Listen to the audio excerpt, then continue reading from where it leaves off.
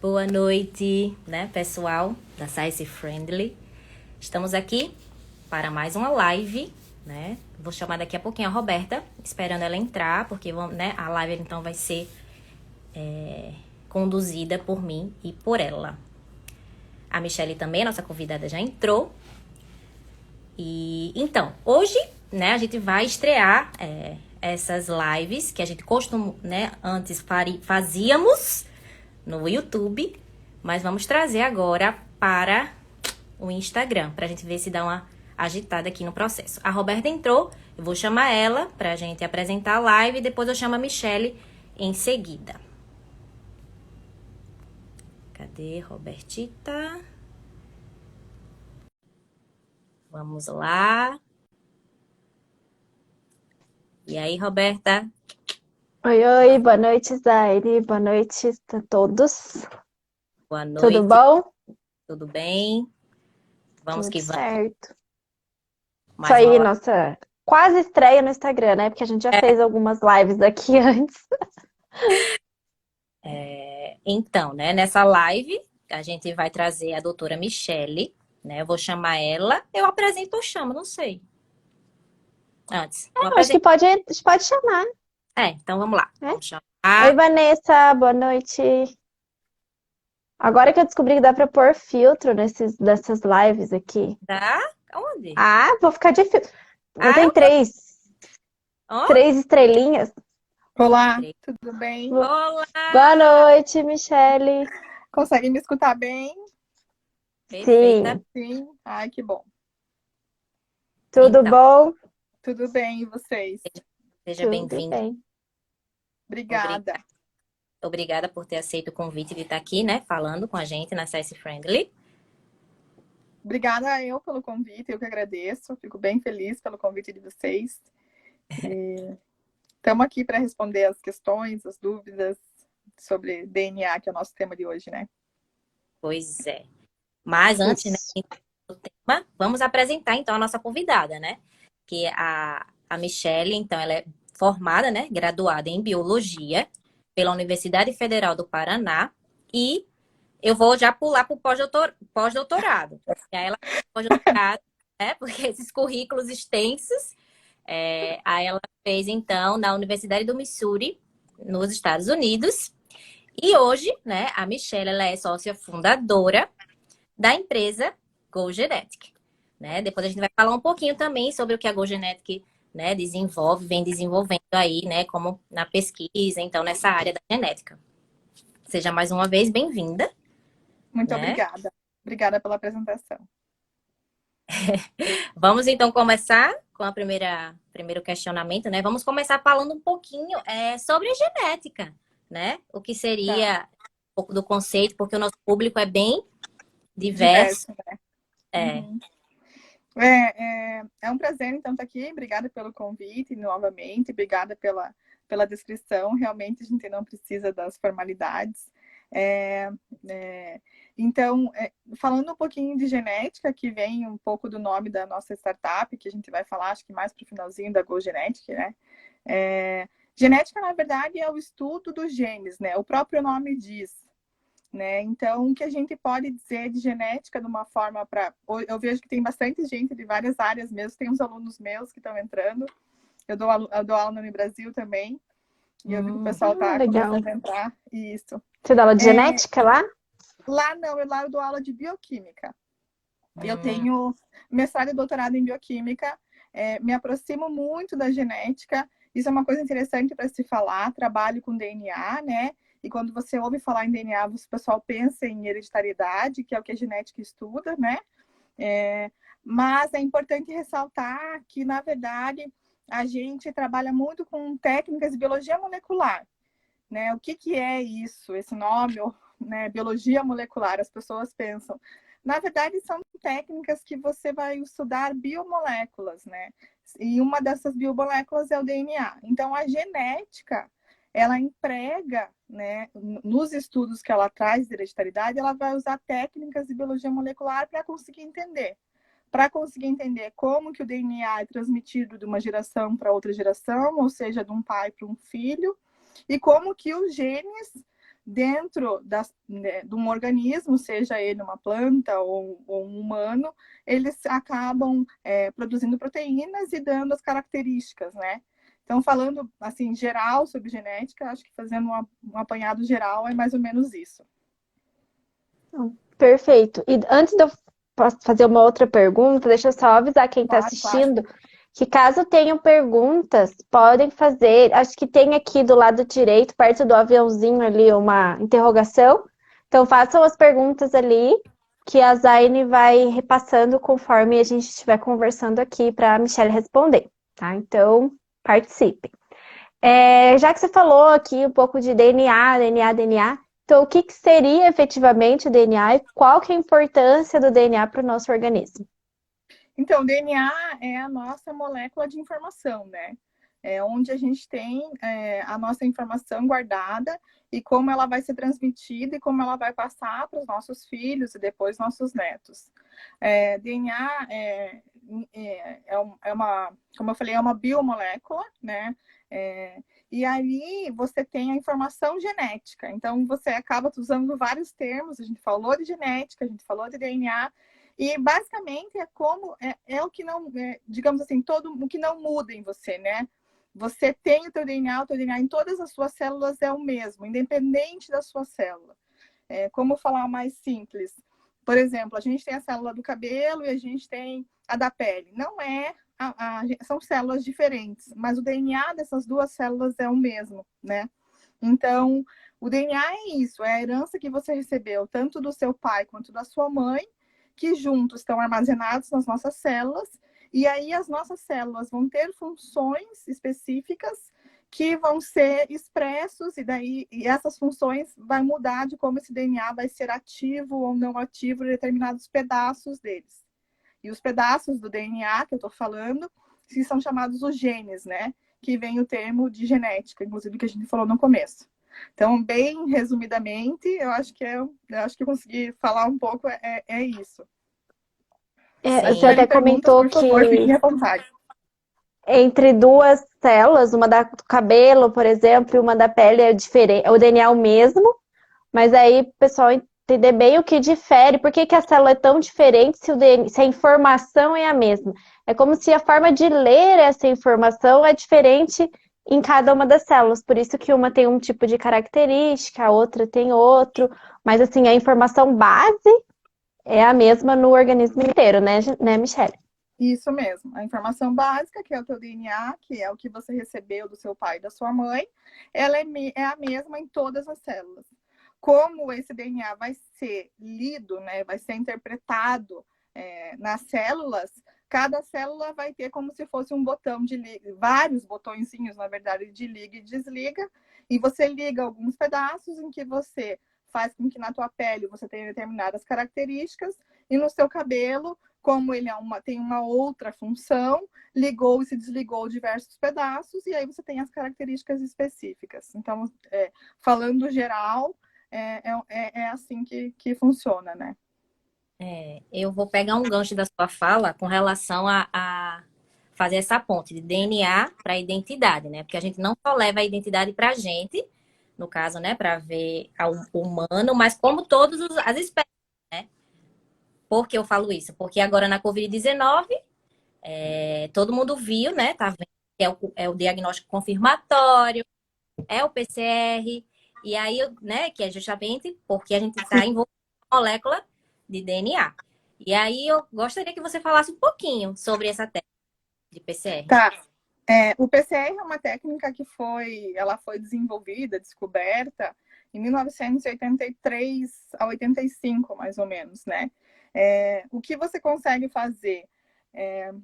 O DNA, ele é muito grande dentro da célula. Você recebe uma informação gigantesca do seu pai e da sua mãe.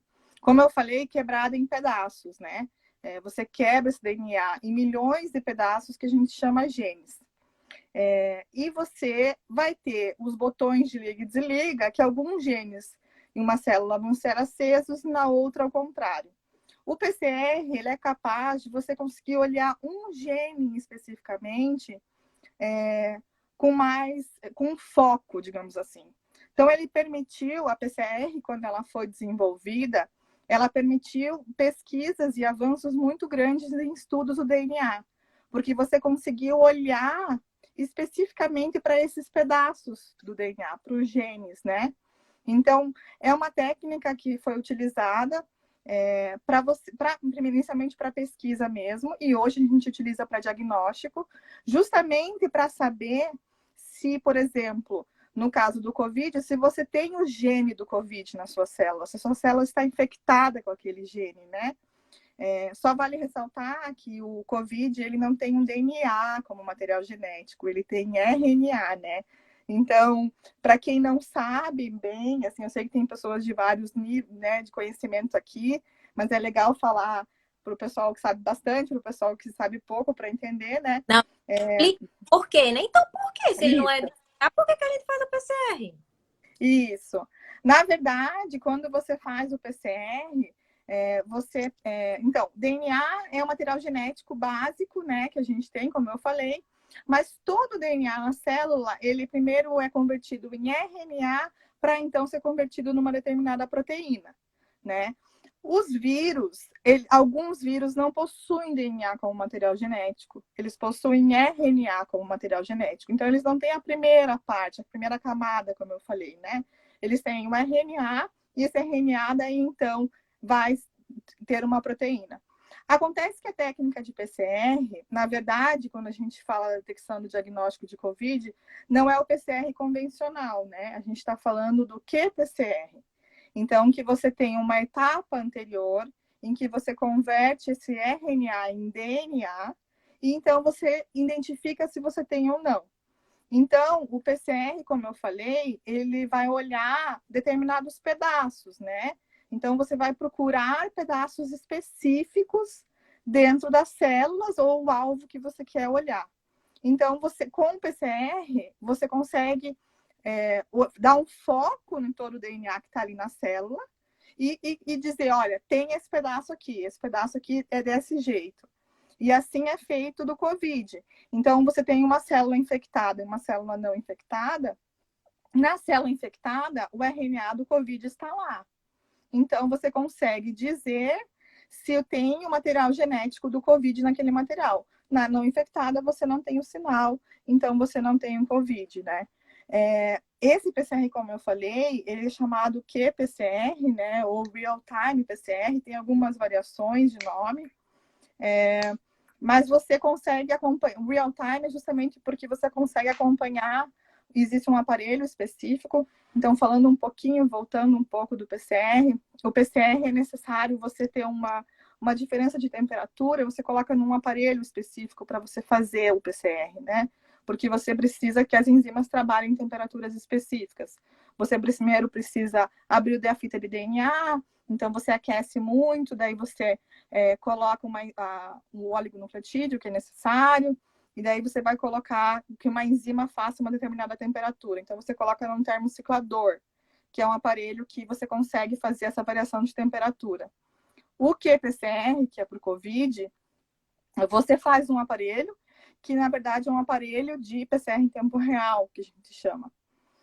E você consegue realmente acompanhar em tempo real. Você vai vendo, os ciclos vão se passando, você vai mudando as temperaturas, você vai aumentando ou diminuindo, aumentando as temperaturas, aumentando os ciclos, e você consegue ver se o gene do COVID está na tua célula em tempo real mesmo. É um ciclo que vai durar 2 horas e você vai vendo o gráfico aumentando, ou se você não tem COVID, o gene não está aparecendo, você vê ele basal. É bastante informação, meninas. E às vezes eu sei que eu falo rápido também, desculpa, então, mas eu posso voltar se vocês acharem necessário e explicar alguns pedaços nesse meio caminho aqui. Mas cada um desses pontos que a gente está falando é uma aula praticamente que a gente pode dar. Sim, a gente sabe. Por isso, assim, que também essa questão do Covid, algumas pessoas dizem, porque precisa também da questão da quantidade, né? Porque muito se falou com relação ao falso negativo, porque a gente vai amplificar esse material para ser lido, né? Pelo equipamento. Então, a gente... Ou como é que... Né? Então, existem... A gente fala que o PCR do COVID... a gente não, né? A OMS, ela diz que o PCR do COVID é o padrão ouro para detecção, né? que você consegue pegar uma quantidade pequena de vírus, que você já vai ter uma detecção mais precisa. Existem outros métodos, é importante a gente falar, existe hoje antígeno, existe do anticorpo, que daí a pessoa já produziu o anticorpo versus Covid, mas assim, existem gráficos específicos que mostram cada tempo. Anticorpo, geralmente, você vai pegar de 5, acima de 5, depois 10, 15 dias, dependendo do anticorpo que você está olhando, que você já teve contato com o Covid e está expressando, daí teu corpo já está com os anticorpos sendo produzidos. Falsos negativos, eles são comuns, não são tão comuns com o qPCR, porque você tem, como eu falei, uma sensibilidade muito boa, né? Então, geralmente a gente fala assim, se a pessoa tem uma desconfiança que ela tem Covid, ela vai fazer o exame de 3 a 5 dias após contato. Nessa janela de 0 a 3 dias, pode ser que a quantidade de vírus seja tão pequena que o material genético é muito pouco e você não consegue detectar. Então, por mais que você amplifique, como eu te falei, você deu foco na célula e você fale, tem esse gene, às vezes a quantidade do gene ainda, porque o vírus entra na célula, e é importante salientar, ele entra uma determinada quantidade, mas ele replica, ele se multiplica.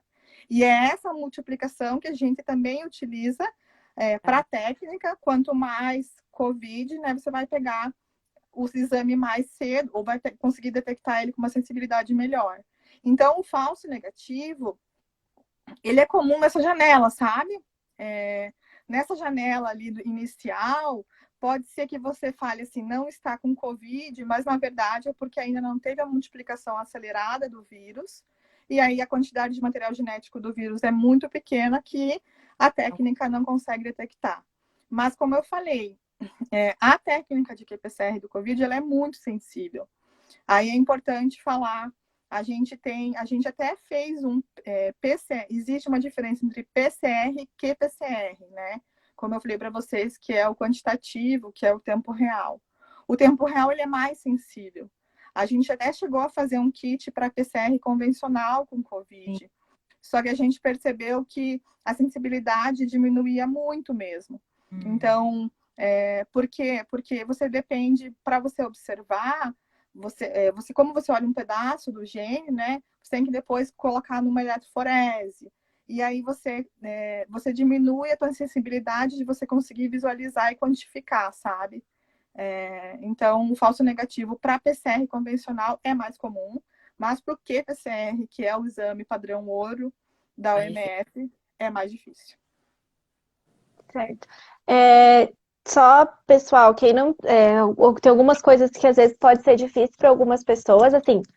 Pra gente, eu acho que ficou claro, mas se você ficou com alguma dúvida, né, não tem pergunta besta, a gente está aqui mesmo para esclarecer para todo mundo. A gente quer que todo mundo tenha esse conhecimento, então façam as perguntas aí que a gente vai repassando.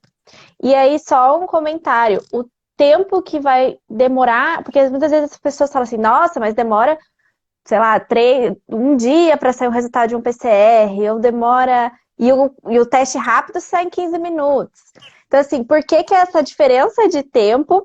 E aí você explica que pode variar de acordo com o que você está querendo avaliar no PCR. Então, explica um pouquinho dessa parte pra gente. Tá. Então, o rápido que a gente fala, que é o que você vê ali em 15 minutos, né? Que você coleta o swab. Como eu falei, hoje você pode estar olhando o antígeno, ou você vai estar olhando anticorpo. Existe o rápido para anticorpo para as duas tecnologias. Só que, como eu falei, a sensibilidade é muito menor. Então, às vezes, você faz um rápido, sai em 15 minutos, dá negativo, mas a tua chance de falso negativo é maior ainda que o falso negativo do qPCR, né? Como eu comentei.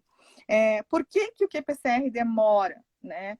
Primeiro, o qPCR, como eu falei, ele precisa de um aparelho específico. Então, a gente precisa de um aparelho que é chamado de um PCR em tempo real, uma máquina, né? Que ela vai fazer a parte final do exame.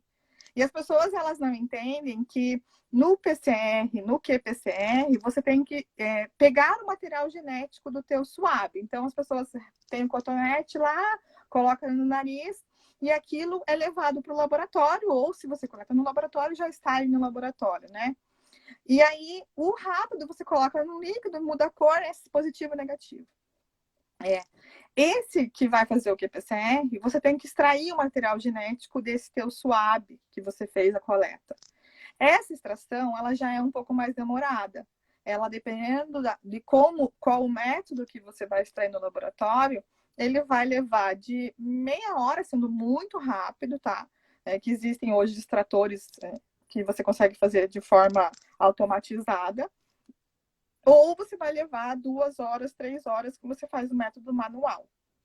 Então, assim, você faz o método, você extrai o DNA, extrai, na verdade, o RNA, como eu comentei com vocês, extrai o RNA total, e então você vai performar o qPCR. A corrida do qPCR, ela leva mais 2 horas no aparelho. Então, mas então você pode ser feito em um dia? Sim, você pode ser feito em um dia. A gente faz numa tarde, né? Então, eu recebo a amostra de manhã, o nosso laudo geralmente sai à noite, mais para o final do dia.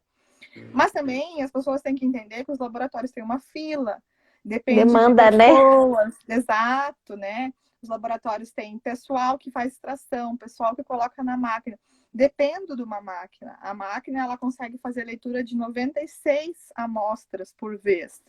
Na verdade, um pouco menos, porque você também faz garantias, você coloca positivos e negativos, né? Você coloca controles de qualidade na tua placa, porque você está dando um laudo, então você tem que ter certeza que o teu reagente está com uma boa qualidade.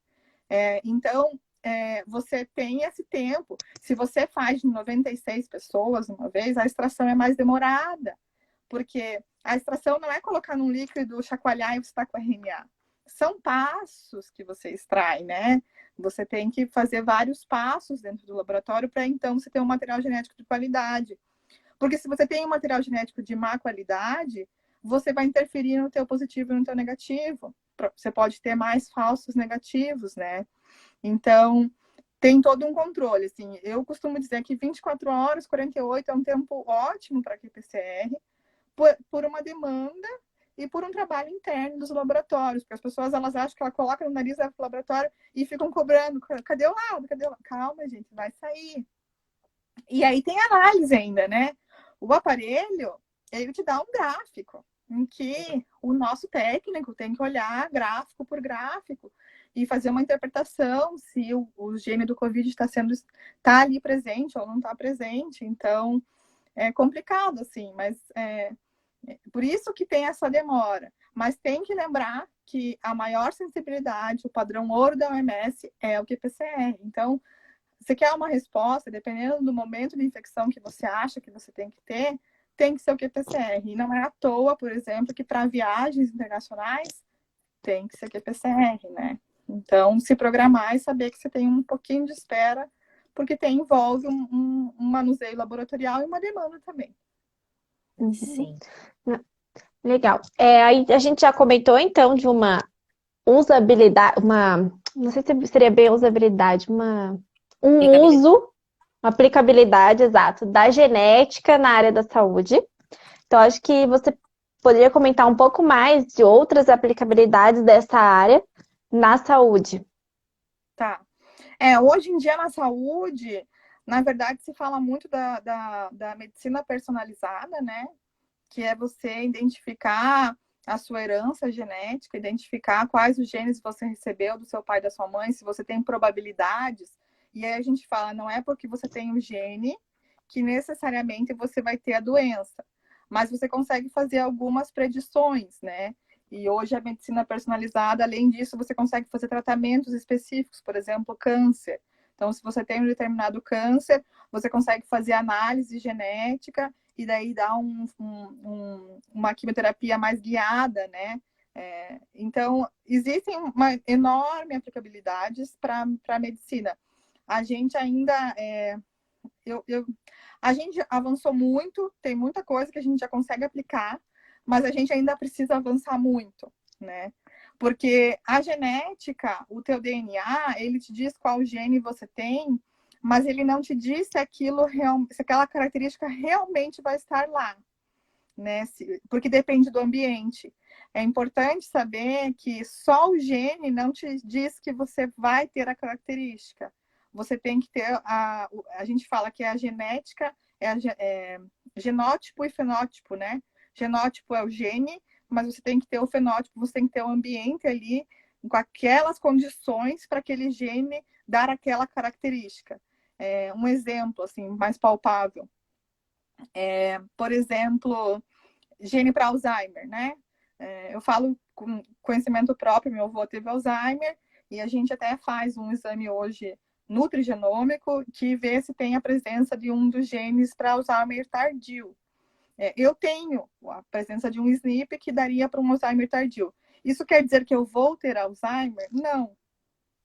Isso quer dizer que eu tenho uma predisposição genética, que eu posso ter Alzheimer na minha velhice, que é tardio, mas já que eu sei que eu tenho essa predisposição, eu posso fazer alguns mecanismos, mudar o meu ambiente para que esse gene nunca venha a ser ligado, né? Que nem eu falei para vocês que os genes são ligados e desligados, como se fossem tomadas. Se em algum momento esse gene ligar, pode ser que eu tenha Alzheimer na minha velhice.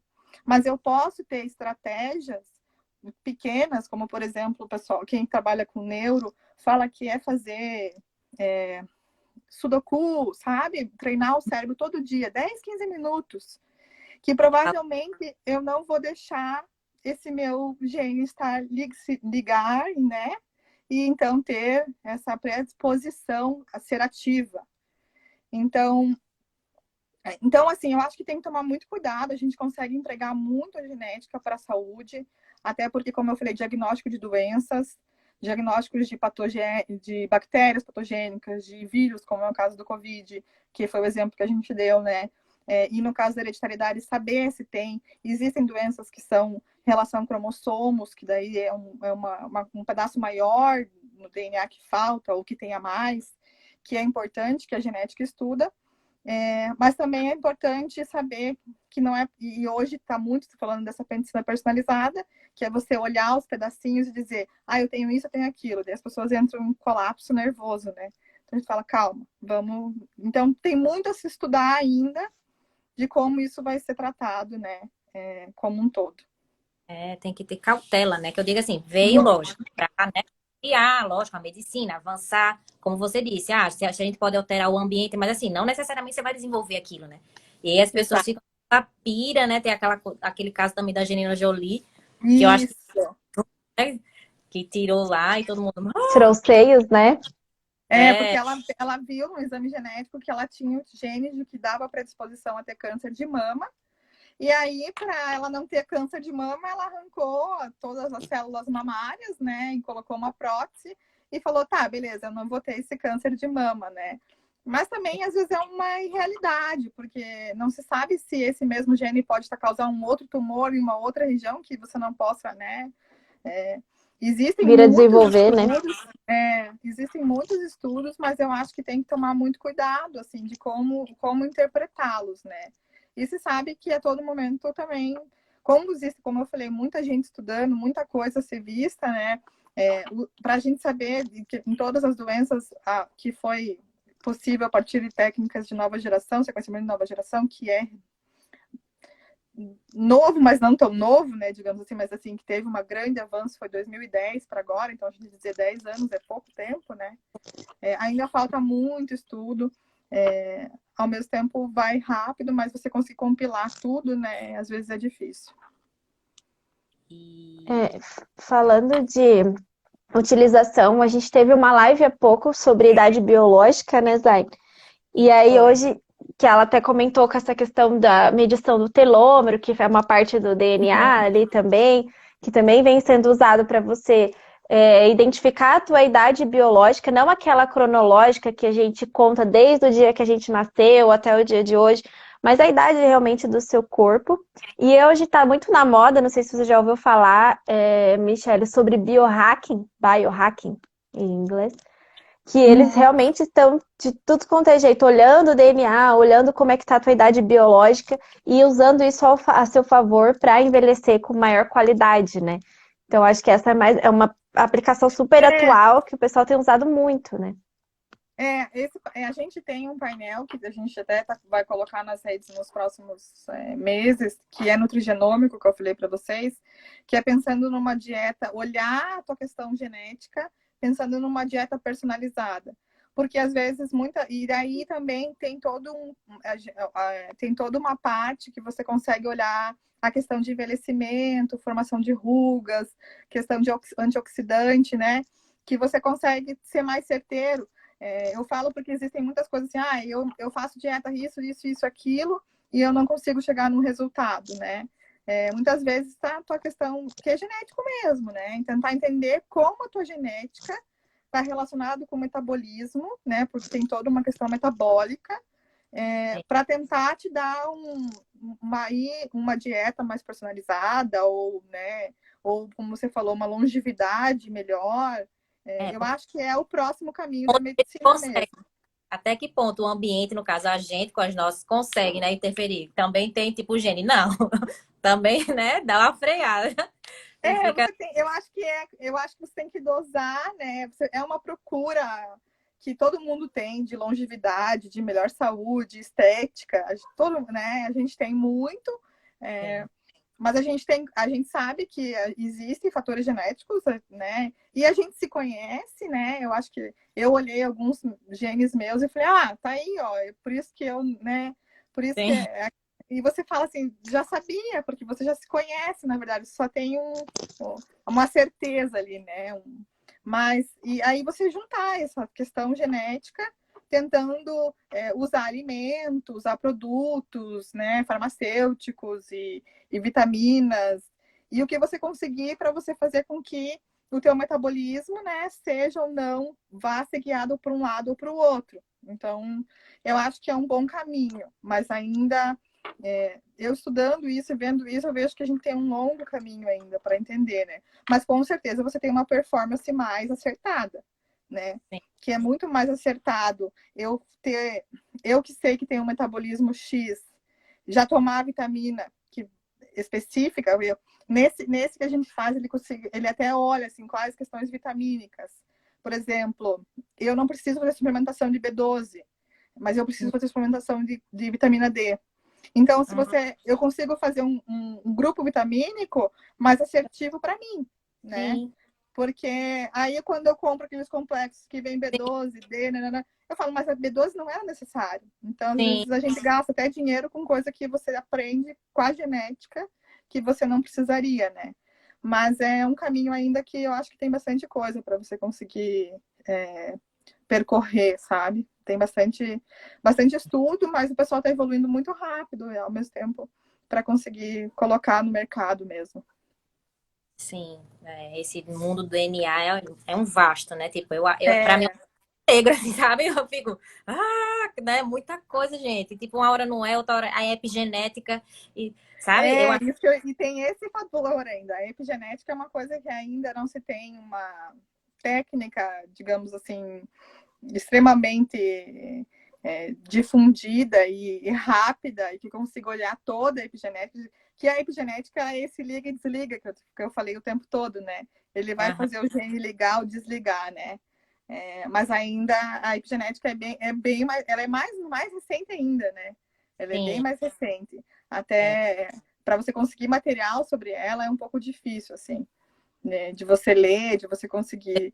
Mas já existem técnicas com NGS, que é o sequenciamento de nova geração, que já está olhando especificamente para a epigenética, especificamente para olhar as marcações. Para quem não sabe, a epigenética é a influência do meio ambiente no teu DNA, tá?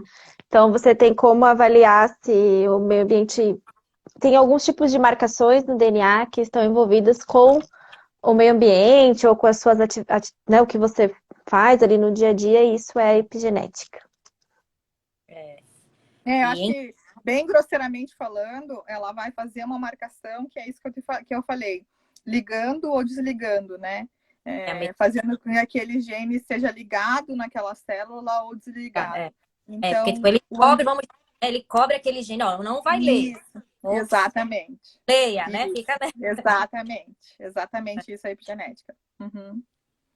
Mas, assim, justamente saber ter técnicas para isso, que ainda não se tem uma técnica tão existem algumas, mas para você conseguir olhar o DNA como um todo, que é o mais difícil, né? Porque você consegue olhar algumas regiões, mas o todo, que nem hoje. A gente consegue fazer genoma de uma pessoa, ou o exoma, muito rapidamente, né? Você consegue fazer uma corrida em um dia. Claro que você não vai fazer análise, né? Mas antigamente o genoma humano, o primeiro genoma humano levou 10 anos para ser feito inteiro. Hoje você faz em um mês, digamos assim. Você extrai a amostra, coloca a corrida, faz análise, você tem lá o genoma em um mês, com um valor muito mais baixo que quando se fez a primeira vez, que foi num consórcio de laboratórios, foi toda uma estrutura gigantesca para se ter o genoma humano. Né?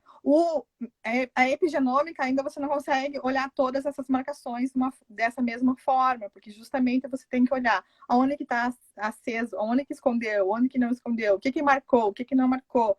Então você teria que agregar muitas estratégias para você conseguir olhar o todo de todas as células, né? Para tentar entender o que está acontecendo. Sim. Então, vamos rapidamente falar, porque, né, nosso tempo. Outras explicações assim rápida, com exemplos que você, né, saiba da sua vivência, enfim, que a gente vê muito essa questão no agronegócio, né? Transgênico. Mana, como é que acontece aí um pouquinho nesse mundo dos alimentos? Falando de genética no mundo agro, o transgenia, né, é o clássico, mas eu acho que as pessoas têm que olhar a transgenia isso daria uma outra live também, né? Eu acho que vale a pena vocês pegarem pessoas até dos dois pontos diferentes. Mas, assim, melhoramento genético no agro é feito desde na pré-história, se você pensar. Porque quando o agricultor lá na pré-história escolhia a semente mais bonita, que ele fazia uma escolha, ou a variedade que cresceu melhor, então é essa que eu vou replicar para o próximo ano e essa aqui eu não vou. Ele já estava fazendo um melhoramento genético, né? O transgênico que ele faz é colocar um pedaço de DNA normalmente de um outro organismo para você produzir um determinado composto para, por exemplo, uma praga, né? Então existe uma praga, insetos que comem a lavoura. Para você inibir isso, você faz a sua planta produzir uma toxina com um gene inserido lá, e aí o inseto, quando ele tentar comer, a toxina, o inseto vai morrer. Um exemplo. Mas hoje em dia, falando em agro, eu acho que falando em genética, o que a gente está fazendo muito é questão de biológicos, que são estudar bactérias, estudar bactérias que têm o genoma, às vezes, modificado para produzir determinados compostos na agricultura. Tá? A gente está nesse ponto mais do agro, assim, se utilizando conhecimento genético, mas conhecimento genético de micro-organismo, para fazer o que a planta quer também. Para fazer, ao invés de você colocar, por exemplo, ao invés de você colocar um composto químico no solo, você vai colocar a bactéria. Então, você vai, ao invés de você colocar um composto químico que vai deteriorar o solo, que vai deixar o solo prejudicado, você vai colocar uma bactéria que vai fazer com que aquele composto seja natural e seja incorporado pela planta e aumente a produção e aí tenha um ganho na produtividade. Muito legal. É um pouco longe da nossa realidade, né, Zaine? Então é super legal saber um pouco dessa parte diferentona, assim, do agro. Zaine, só não esquece de ver se tem alguma pergunta, tá? Não sei se tem que clicar em alguma coisa, se aparece automático, não sei como é que funciona. Eu clico aqui, mas agora nada. Não? Então tá. Eu acho que a gente poderia falar um pouco, então, da aplicação em indústria. Não sei se tem algum tipo de aplicação ali na parte de controle de qualidade, alguma coisa assim. O que você poderia dizer? Então, hoje, na verdade, a indústria, você pode utilizar a mesma estratégia que a gente falou do Covid, para a detecção de Covid, por exemplo, em células humanas, se tem ou não um vírus, né? A gente faz um diagnóstico através de presença do material genético, seja DNA ou RNA. Você consegue fazer em controle de qualidade de indústria. Então, você vai verificar, por exemplo, se existe salmonela. A gente tem um kit para salmonela, né? Então, assim, ao invés de você fazer por microbiologia clássica, que é crescer na placa, esperar tantos dias, faz por qPCR. Vê se está o DNA da salmonela naquela amostra. Então, você vai extrair o DNA da amostra, você extrai o DNA ou do ambiente, controle de qualidade, que a gente fala de ambiente como um todo, saber se aquilo está estéril. Pega um pedaço de amostra, faz extração do DNA total e vai atrás de patógenos, ou vai atrás da salmonela, ou vai atrás do que você tem interesse. No caso desses do biológicos, que eu falei do agro, as indústrias do agronegócio que produzem esses biológicos também utilizam técnicas de DNA para saber se aquele micro-organismo que ele vai colocar lá realmente é aquele.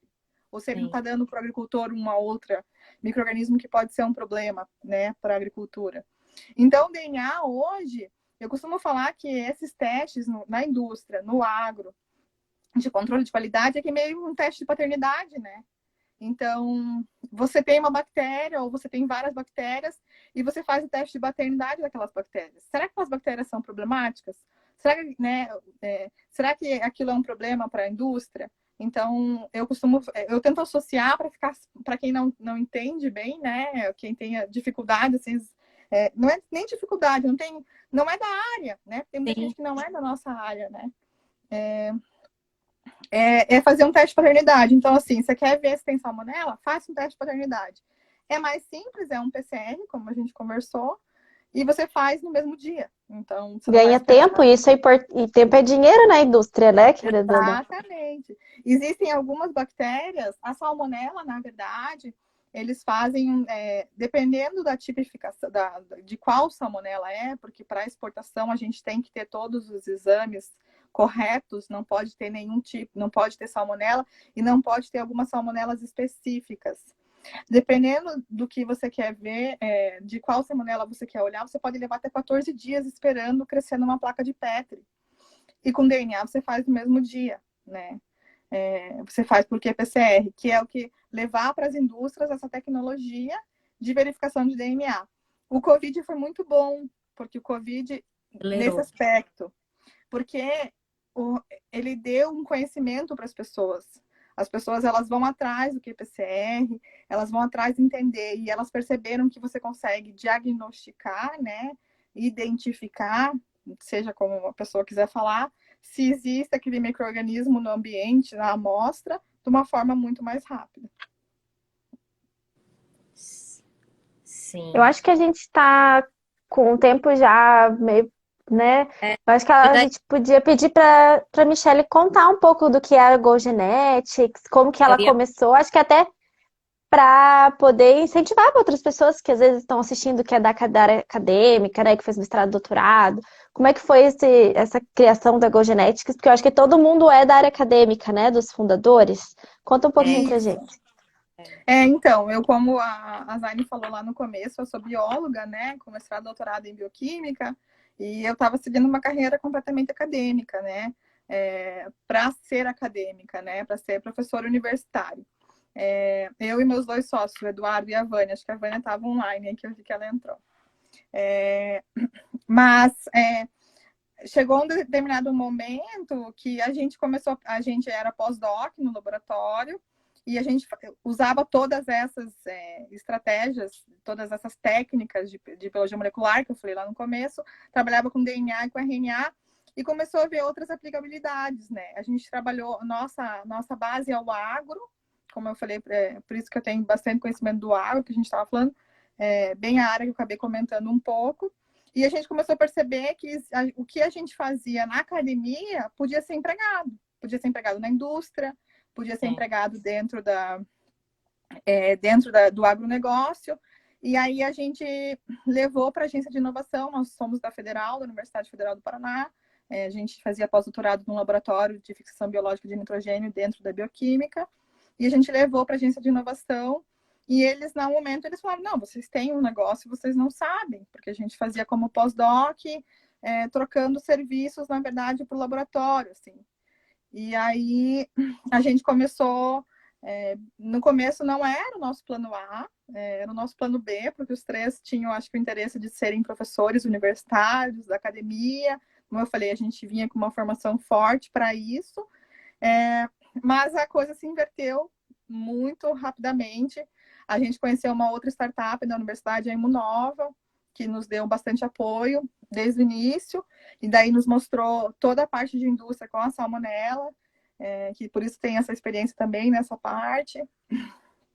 E então a gente só foi, graças a Deus, crescendo. E quando a Imunova saiu, a gente também saiu uma parte junto. A gente ainda é incubado na Federal, mas a gente já está com um laboratório próprio dentro do Tecnoparque da PUC. E aí a gente já começou a entrar no mundo de startups e negócios, que a gente também sentiu uma necessidade, né, de conhecer o mundo business, porque para saber, para como fazer, e a gente começou a fazer vários projetos de aceleração, inúmeros, a gente fez até hoje, Founder Institute, Ambev, Aceleradora Sem Mais, a gente está no Evolution, da Hot Milk, eu vou esquecer de algum e vão ficar bravos comigo. Agora a gente está no Mulheres Inovadoras, Biominas, nem sei, gente, foram vários, assim, a gente participou de vários processos de aceleração, foram bons, muito bons, para a gente conseguir, a gente Como acadêmico, para ser da academia, para ser, hoje a gente trabalha como empreendedor, né, sim, mudamos o chip. fizeram. Mas a gente usa muito o nosso conhecimento, isso que eu acho legal, assim. A gente faz ciência, a gente vai atrás, a gente faz inovação o tempo todo. A gente quer levar justamente toda aquela inovação que a gente fazia lá no laboratório, como mestrando, doutorando e depois pós-doutorando, a gente hoje consegue levar para a indústria com um caminho mais rápido, porque a gente tem uma empresa. Então, mas a gente leva. A gente tem projetos de ciência básica, a gente ganhou Serrapilheira, a Vânia, ano passado, aplicou. Foi a primeira vez que uma empresa ganhou o projeto Serrapilheira. Geralmente, eles dão só para academia. E acho que como a gente tinha esse background de nós, fundadores, sermos bem acadêmicos, mas hoje estarmos como empreendedores, a gente também levou o Serrapilheira ano passado, conseguimos entrar. Acho que a gente só tem a parabenizar vocês, né? A gente conhece também os meninos da Imunova e a gente apoia, né? Tipo, fica super orgulhosas, né? Que somos 3 meninas aqui na Science, com sabe? Esses movimentos que levam o conhecimento, né? Que tá lá preso na universidade, que a gente vê chegando, que a gente vê sendo aplicado e a gente super né? Vibra com isso. A gente sabe que a gente dentro da academia tem essa dificuldade realmente de entrar no mercado de trabalho. A gente não é preparado para né, o mundo business aí, mas temos, né? Tá rompendo isso e a gente vê cada vez mais cases, né, de sucesso, vocês, né? É um desses casos e a gente parabeniza e agradecemos, né, Roberta, por esse bate-papo de hoje. Aprendemos bastante. Acredito que quem for assistir depois, quem estava aqui vivo, né, aprendeu muito e eu tenho a agradecer, obrigada, né, por estar aqui. Vamos, né, trocando figurinhas aí. E é isso. Quer falar alguma coisa, Rô? Não, eu acho que você já falou, deu uma boa resumida aí, Zayn. Eu também gostaria de parabenizar e agradecer a tua presença, agradecer pela inspiração, que tenho certeza, principalmente que tem alunos aí, né, seu e tudo mais, outras pessoas também que são do nosso Instagram, que são alunos, que são dessa parte mais acadêmica. Bem o que a Zayn falou, a gente não é preparado para o mercado de trabalho, realmente, mas eu acho que a gente ganha habilidades muito importantes durante essa etapa que fazem a diferença depois que a gente entra no mercado de trabalho. Então, que faz a gente se destacar, não é, Michelle? Eu acho que você resumiu, Roberta. A Vânia deu uma palestra esses dias e ela falou exatamente isso. Não somos preparados para o mercado de trabalho, assim, para o business em si, mas adquirimos muitas habilidades. O mestrado e o doutorado, eu acho que ele nos torna justamente uma pessoa com outro olhar em negócios, em business. Então, a gente tem que fazer as pessoas da academia fazer essa troca e verem que o que terminou o doutorado ele tem um ganho enorme, né, no mercado, na indústria como um todo. Que essas habilidades que a gente adquire lá são extremamente importantes nas habilidades, né, nos negócios como um todo. Então, acho que é isso mesmo, essa chave tem que ser virada. Eu acho que a gente tem que levar essa conscientização para o business, né? Porque ainda tem, querendo ou não, tem um certo preconceito. A pessoa que saiu da academia não tem experiência e é uma pessoa extremamente especializada, cara e sem experiência. Mas, assim, tem diversas outras habilidades que a gente se destaca ali, porque o business você vai aprendendo, né? Com Conforme você está ali certeza. dentro, você vai pegando o jeito. Só que as habilidades que a gente adquire essas etapas, não é todo mundo que tem. Então, eu espero muito. Eu também já acabei entrando, estou trabalhando na indústria hoje, mas eu espero muito que isso seja valorizado cada vez mais e que a gente possa ter mais doutores e mestres aí na academia. E você agora como empregadora, né? Sim. De bom que você tem essa mentalidade e vai ajudar a expandir o É, campo e para... é importante salientar que a gente não precisa ficar longe. Como eu falei, eu dou aula na Unibrasil, é uma coisa que eu gosto, eu dou aula, eu tenho contato com alunos, né? É claro que eu tenho uma carga horária menor, né? Muitas vezes que muito professor lá que só dá aula, ou faz, só dá aula não, porque o professor dá muita aula e faz muita pesquisa, né? Pesquisa. Eu digo assim, só trabalha na universidade, mas trabalha muito. Então, o meu horário, às vezes, eu tenho uma carga horária um pouquinho menor, porque eu tenho empresa, então quando. Mas eu não, eu faço questão de estar também, porque eu acho que é importante a gente estar nos dois. É para E ser o elo, tomar, né? Você leva seus. exato, exatamente. Mas sim, a Então, gente está sempre olhando para os doutores. Infelizmente, a gente acabou de fechar 2 vagas hoje no Que LinkedIn. bom, que bom. Não, na verdade, assim, eu fechei, nós vamos fazer a seleção, mas a gente fechou hoje as O inscrições, aberto. né? Fazer propaganda. Um para mestrado e outro para graduação, a gente está pedindo. Mas, assim, fiquem de olho no nosso LinkedIn, GoGenetic, Instagram, @GoGenetic, Facebook, GoGenetic, site GoGenetic. A gente tem sempre novidades e estamos sempre contratando pessoas de diversas áreas, que a gente também precisa de diversas áreas, não só academia, mas também no futuro agora comercial e outras áreas que a gente precisa estruturar melhor. não, perfeito. Eu acho que foi uma ótima live. Agradeço as mensagens finais aqui do pessoal. O pessoal gostou bastante do tema. A gente gosta quando vocês interagem, é super legal. E só avisando que semana que vem a gente tem live novamente, né, Zaine? Só vamos confirmar se vai ser aqui no Instagram ou se vai ser no YouTube. Mas aí a gente coloca aqui, divulga certinho, mas a gente vai falar sobre doenças do fígado e do baço, se não me engano, né, Zaine? Pâncreas, fígado e pâncreas, com um super médico aqui. Vocês vão gostar, então acompanhe a gente. Muito obrigada, Michele. Obrigada a todos que assistiram. Uma boa noite. E esperamos vocês aqui na Science, nas lives, na GoGenetic. E é Sim. isso. Obrigada, meninas. Obrigada pelo convite. Obrigada a todos. Até Boa mais. noite, tchau. Boa noite.